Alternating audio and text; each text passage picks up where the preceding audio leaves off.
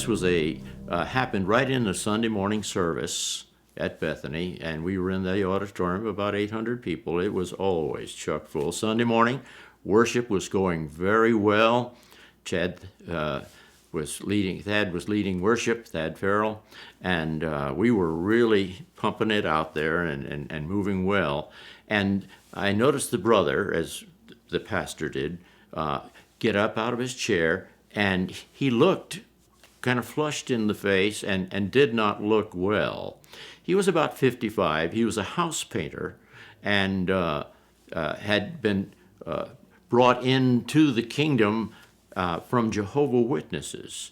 And he got saved by witness from someone in the church, and then his wife got saved, and then he brought his son and daughter-in-law, and they were all sitting together. He came down. He was about 3 rows back. And so when time he got to the front, we realized that he needed help. I stepped down. Brother Roy Stockstill stepped down, and we began to try to query and see what was wrong with him. And before we could get an answer or anything happened, he just keeled over and copped out. Well, everything went into pandemonium about that time. Everybody was standing. A lot of people didn't see right at first. The whole church went into a real warfare of praise and worship. And I really believe that was the key in this particular incident. Several men came down to accompany us, and we gathered around our brother and began to pray.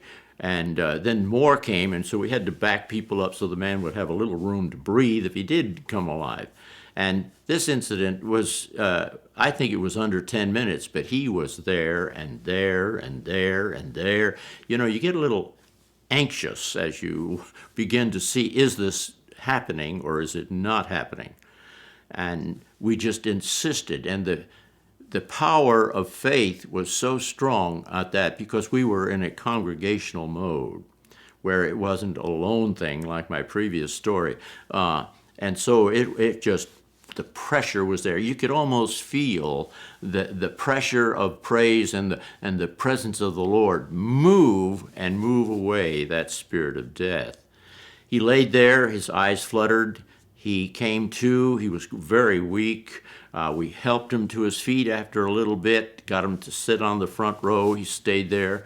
He stayed for the rest of the service. He would not go home. The next day, he went to, I'm sure, was his regular physician, and it was after the service we found out that he was suffering with a heart problem at 55 or so. The doctor saw him the next day, and his story, the man's story about what the doctor said, was that he checked him out and looked at it and saw what, or however he would see that, and he said, "You've had a serious problem with your heart. When did that take place?"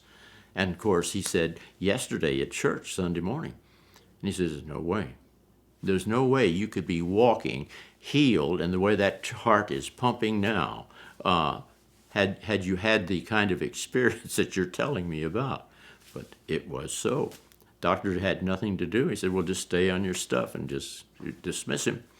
And so what amazes me is there were those that tried to report this to the papers, and they have none of it. They would, they weren't there, of course, obviously, and they had no pictures and nothing, just a word of testimony from someone else.